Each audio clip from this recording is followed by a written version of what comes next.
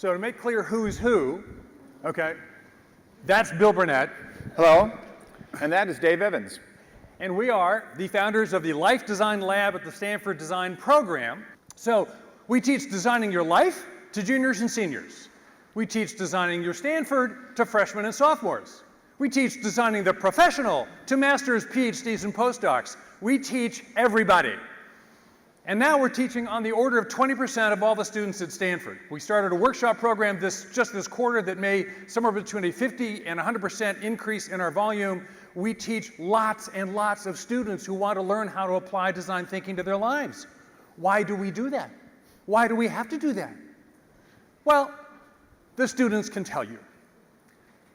These are a group of Stanford students at a career fair. I should point out, this is at a career fair. You'll see some name tags. It's the career fair name tags. We asked them 2 questions. The first question is, how's life going for you at Stanford? Life's good. Life's great. Life is awesome. Amazing. Life's going well.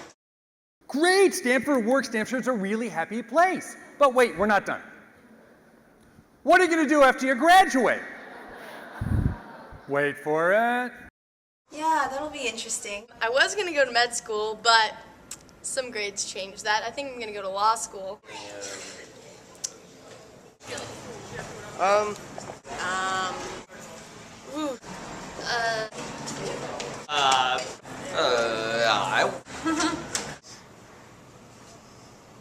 have no idea. I don't know yet.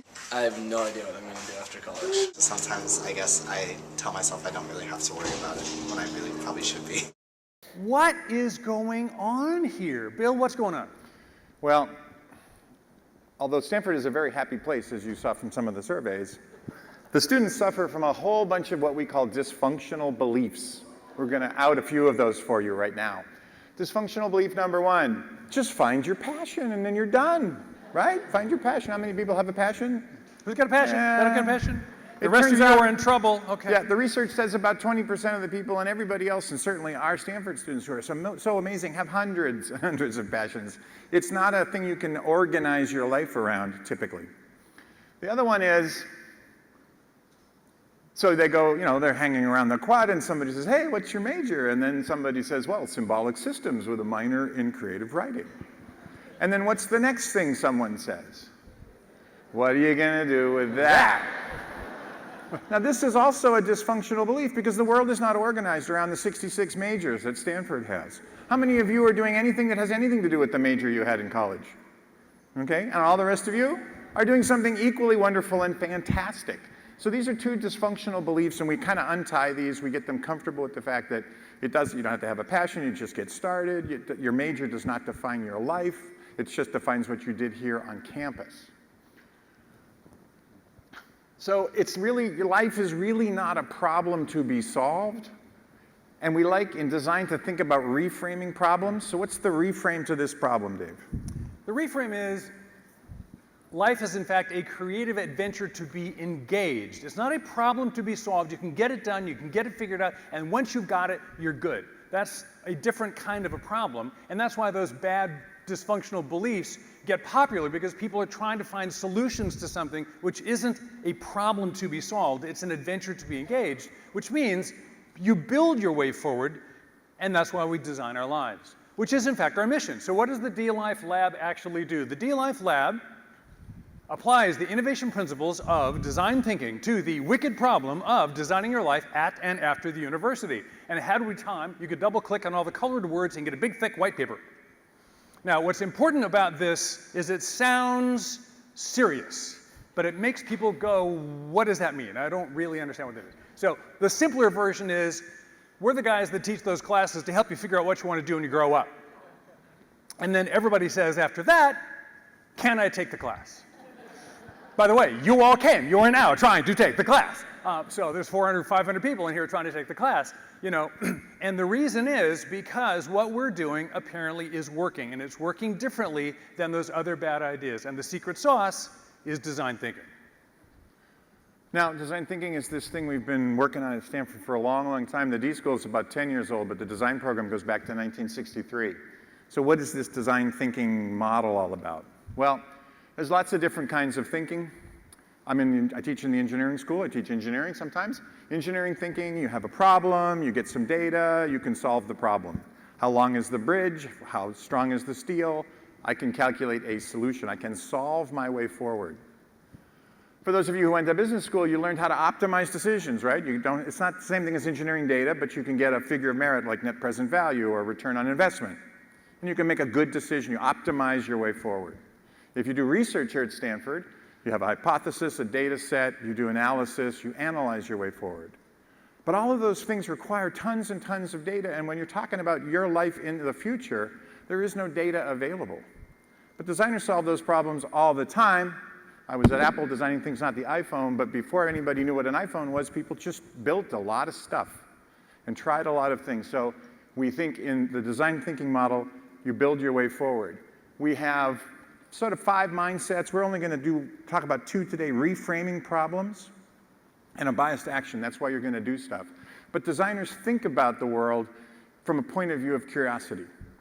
And then our model for the process is you start with empathy.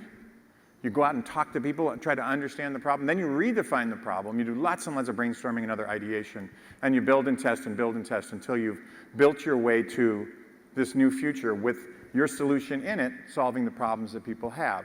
We add one thing to this. We add the step of accept.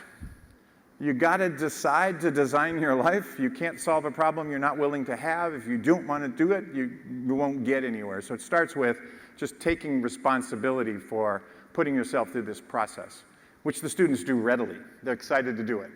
Which brings us to the last dysfunctional belief we want to untie. Dave, what's this one all about?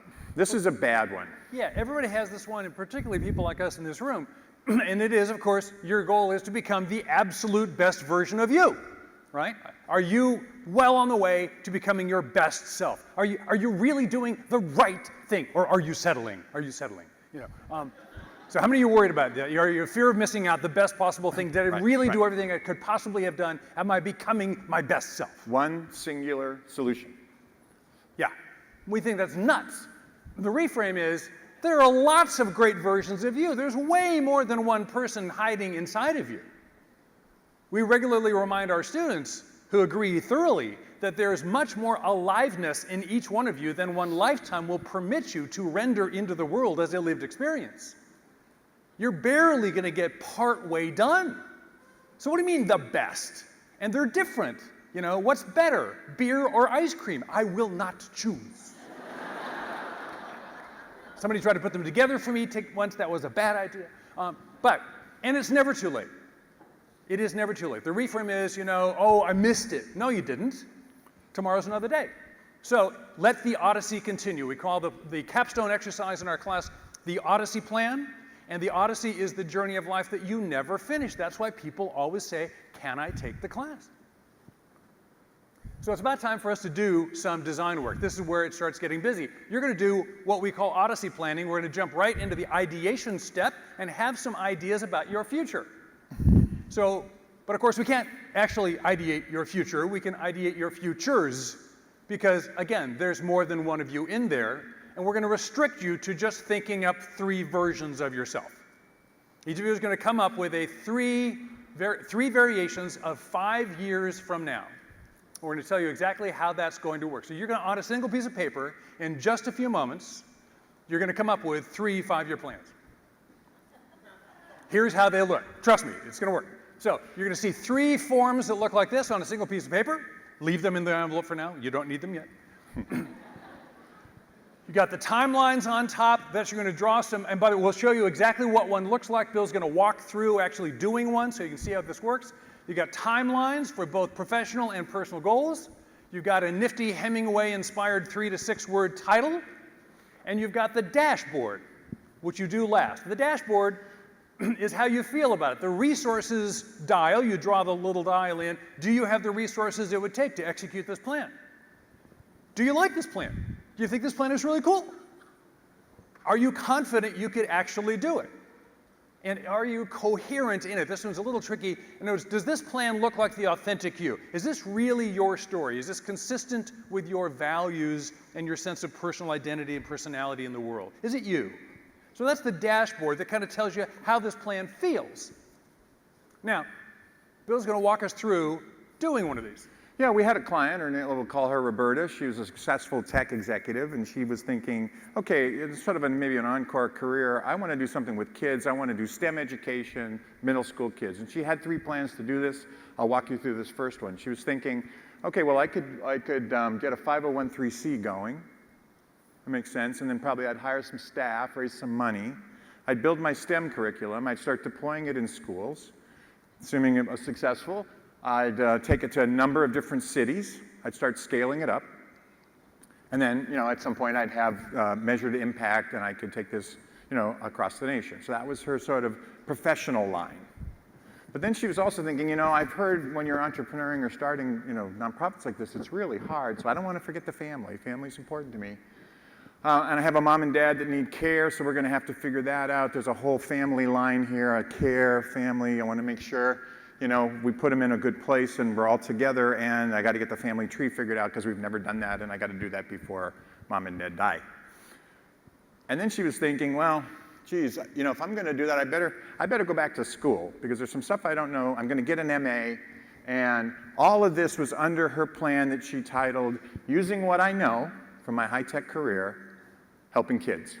Okay, so using what I know, helping kids, had sort of a professional line, a family line, and an education line, just milestones on the plan. So that's what we're going to ask you to do. And then she had her dashboard. Oh, actually, she did the graduation, and then she decided, hey, you know what, I could probably write a book with all this experience, and then take the book, and I would take it to the world, and then I could get on Oprah or whoever, Ellen, or whoever's still around when she gets her book done. Okay, so we've got the resources. She's like, I've got a lot to learn here. I'm only at maybe 50% of the resources, but I like this plan. I like this plan a lot. This plan really makes me excited. And I'm pretty confident that I know how to learn these things, and I can put together a great team. And this feels pretty much like, I think I've got all the pieces in place, and it feels very much like something that I would want to do. This would be worth my next 5 years.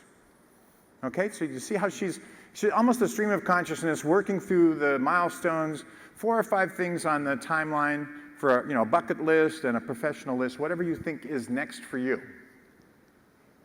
Now, some of you are thinking, I don't have 3 versions of me. Yeah, you do. Everybody does. Everybody does. Everybody does. We've done this literally thousands of times. We have never found a less than 3-person yet. So if you're a little bit worried that you're about to be the first, I'm going to give you a cheat sheet. Now, by the way, I prefer you don't use this. Truthfully, I prefer that you just come up with 3 ideas. But if you need a little help, try this. So there's thing 1. That's probably the thing you're currently doing. Where would you like that to go in the next 5 years? You invested heavily in the life that you're presently in. Where would you like that to go? What would that be like? Some bucket list items and so on. And now, what happens if that goes away? Thing number 2 is the thing you're going to do if thing number 1 goes away. Thing number 1 dies. I've actually had 2 industries die out completely from under me and woke up sort of massively unemployed. And most people don't just get a lawn chair, go out and sit on the curb and wait to die. If something stops, you're going to do a new thing. And then the last thing would be thing the other, if money and reputation were no object whatsoever. If I could promise you you'll be able to maintain a reasonable lifestyle, and I promise you they will not laugh at you, what would you do? I was actually reviewing this with a young MBA recently, and he said, look, I've already got the job nailed down. I know exactly what I want. I only have one story. I said, we'll call him Alan. I said, Alan, okay, what are you doing? I'm going to go work for this little vertical market company in the medical space doing consulting in Los Angeles. I'm very excited about it. We'll call it LMK Associates. And I said, great, Alan, guess what? All the CEOs got together and decided we're sick of these consultants charging us to tell us stuff we already knew. We're going to band together. We're going to kill the consulting industry. It's over. There is no more consulting starting Monday. All gone. That firm is dead. What are you going to do? He goes, what happened? I go, it's gone. You have 3 seconds, Alan. You have 3 seconds, Alan, or you're going to be unemployed. What's it going to be? 1, 2. He goes, okay. Strategy in a large media company. Good, thank you, Alan. That's great. Strategy in a large media company. That's not doing, consulting in the medical industry. And by the way, now, what about that other thing? Well, what other thing? That really wild thing, that thing you kind of like, but you haven't told people about. And he goes, And this is a true story. He says, do you promise they won't laugh? I said, yes, Alan, I promise. I want to do high-end boutique wine distribution. I said, boom, you're 3, Alan. Now, Bill walked you through one plan in about 2 minutes. I gave you 3 in a minute and a half. We're about to give you 12 minutes to do 3 of these. So now get those forms out. They're in the yellow envelope on your desk, on your table. Everybody Pull takes those forms one. out and have a pen in your hand. It's one sheet, 3 plans, one on top of the other. Now, when you hear the music start, you have 12 minutes to invent 3 versions of yourself. Bill and I will come wandering. If you get completely stuck, raise your hand, we'll try to help you. Okay, you got 12 minutes to invent 3 versions of your future self in the next 5 years. And there's one of those 3 prompts, and that's what a filled out one looks like. Are you ready? Start planning.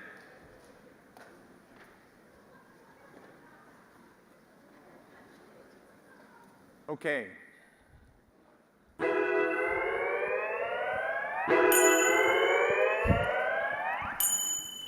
Please You're stop. done. Yeah, please stop. Please stop. Okay, so this is the way. Actually, this room setup is very much the way we set up our Designing Your Life classroom. It's not quite so big, but we have tables of 8, and we do these exercises. And then the best part of this is when we get to talk about the things we've designed with each other.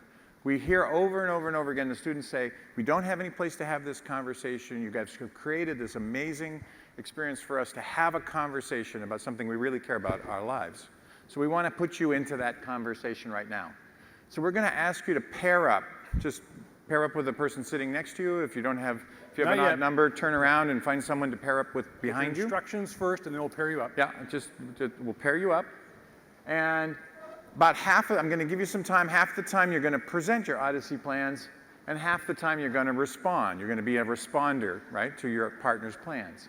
So if you're the presenter, your assignment is a very quick flyover of all 3 plans, your title, your timeline, the major milestones, and talking about your dashboard. How do you feel about the plan? If you're a listener, and this is very important because you want to listen in a very generative way, in a very empathic way. This is the empathy in design thinking. We want you to not critique the plan or ask questions about the plan. Simply give a couple of affirmations. Hey, when you said this, you sounded really authentic. Hey, when you said this, you really lit up. You had a big smile on your face. Find something you can say to affirm the other person's plan. Notice 1 or 2 things that might prompt you. One good question you can ask is, hey, tell me more about that. That seems really interesting. Tell me more. And when I ask you to tell me more, I keep the energy with you, and it's all about your story. It's not about, hey, explain this to me, which is a different thing entirely, right? That's, you created a problem, now you have to fix it for me. So just say, tell me more. Which is not giving advice. It's not asking clarifying questions. Not really, you want to do that? Oh my goodness. I don't know anybody who wants to do that. Right. As opposed to, that is so unusual. Tell me more. Right. Is much more generative. Now we will give you a prompt. We'll get you started, and it'll sound like this. And then we'll give you, and then when it's time to change, we'll give you. You'll hear that sound again. So it's Okay. 5 minutes per pair. You're going to get 5 minutes per pair.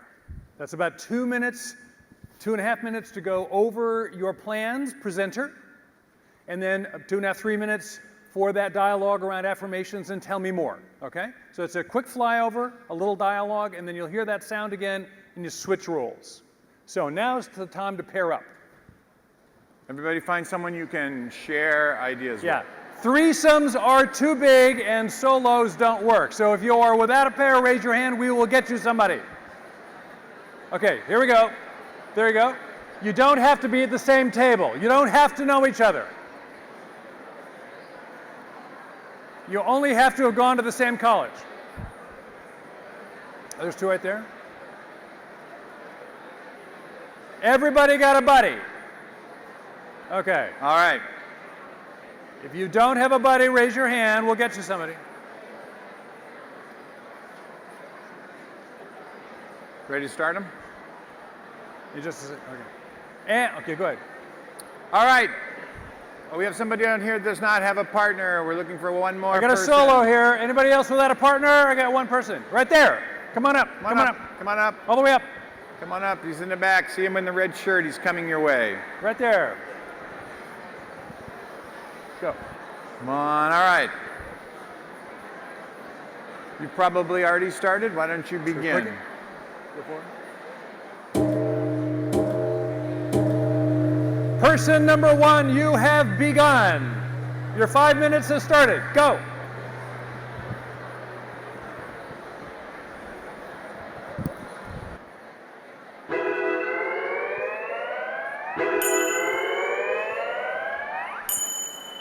Please finish that conversation, or at least bring it to an end.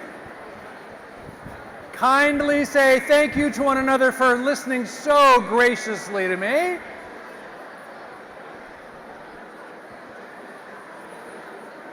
And can we request your attention back? So I'll confess to you, pedagogically, you're now experiencing something we do in class all the time, which is we annoy our students. We regularly start conversations that people don't get time to finish. And our goal is not to finish anything in this room. Our goal is to start some important things in this room, but give you just barely enough time to get it started well enough that you can't not finish it. And I will confess, we're doing, in an hour, this particular assignment you got, normally the students are given 2 weeks to do over a 10-week course. Though we do it, we do an all-day seminar and intensive, and you've got about 15 minutes to do it. So you got almost as much time as the people who spend all day on this. Now, all we've done is had some ideas, and a venture capitalist will tell you ideas are cheap and ideas are free. Show me reality. That's what I'm interested in. And so we got to move from ideas into making things. That's where prototyping comes in. Our bias to action. The next step we would take in this life design process is learning how to prototype. Now, why do we do that? We prototype for a couple of very specific reasons. In order to learn something. This is the single most important part about the way we teach prototyping. It's not the same as market research. If I have the new radio clicker from Dave Co., and I knock on your front door and go, "Do you like this?" That's not prototyping. That's testing an answer I've already got to see if you like it. That's not learning anything. I'm testing. I want to learn something. What would it be like to be able to get slides to move without having to go back and forth? What would that be like? That's an experiential learning. It will expose your assumptions when you try something, because when you think about it, you don't know what you left out, and it really helps you sneak up on the future. What's it really going to be like out there? And a good one is cheap, fast, and doable. Cheap, fast, and doable. Meaning it's something you really can do, it's something that doesn't take a ton of time and money, and you actually learn something very real. Now in life design, as opposed to designing a new clicker, how do you prototype a life? Well, there's two forms. You have a conversation, or you have an experience. You talk to somebody, which isn't just gathering information, it's actually entering into their story a little bit. That becomes a prototype. Or actually doing something together. And Bill's now to show you, our friend Roberta, let's say she was thinking about these plans and she wanted to learn more about things by prototyping. How would she do it? Yeah, so we asked Roberta, well, up on this plan, what are the things that you're the most curious about? What would you like to understand? If in your future you were doing this, what would it be like? And she said, well, I've never written a book. I think having a book would be great. Writing a book, I don't know. That's maybe a little scarier. And so that's an experience that, that's a conversation she could easily have, right? She could go find, there's plenty of people around this campus who've written books. She could find a friend who's written a book. She could sort of do an informational interview with a new author. She could go to an author's retreat or workshop and meet other authors. It would be a very easy conversation for her to find. And then in that conversation, as Dave said, she'd be living inside the story of someone who has written a book, and she could see if that resonated in her. If she felt like, oh, that's something that I could imagine now doing, and I have a little more data about what it's like to do that. The other thing is she was like, okay, going back to school, Roberta is you know, a mid-career executive. It's been a while since she's been back at school. What's this school thing going to be like? Is that an experience I'm really going to enjoy? I've heard schools changed a little. There's this online stuff, and I don't know, you know, but that's an easy experience to prototype, right? She could drop in on a class, she could audit a class, go to continuing education, she could find some other people her age who have kind of re-entered the academic world, and again, living in their stories and having the experience. What does it feel like to sit in a classroom? What does it feel like to sit in a classroom in 2016? Because the last time she was in a classroom maybe was 1980. And that felt experience will give her information about whether this is really something on her path. So just right here, let's take just about 20 seconds, pull out your worksheet, scan through all 3 of the plans that you just developed and were chatting about, and let your attention be drawn to something you would actually like to learn more about. What would that be like? Not what would it be like after my book was published and I, but it's what is it like to do something on those plans that you'd like to know more about? And circle 1 or 2 or 3 of those things for yourself right now. These are real questions you would have. If you could really find a really interesting person who really knew stuff about that, like really, you'd really talk to them.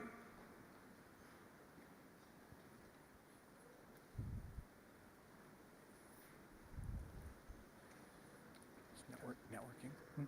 Networking's next. Okay.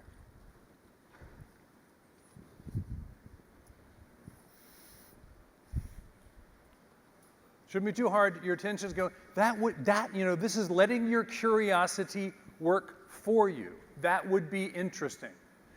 Doesn't have to figure out how. Doesn't have to figure out how you can afford it. It's just all you need to know is, do I want to learn something? Now, if you're going to go find these people to have a conversation, and the conversation's by far the easier prototype to get. The experiences take a little more creativity, but they're certainly available. In order to get those conversations, of course, you need to make a connection with the people who can have that conversation with you. Yes, this is the part where we get into networking, right? How many are going, ooh, cool, the networking module? Or some of you are maybe feeling like this young woman, not my style. How many think networking is a little sleazy? Yeah.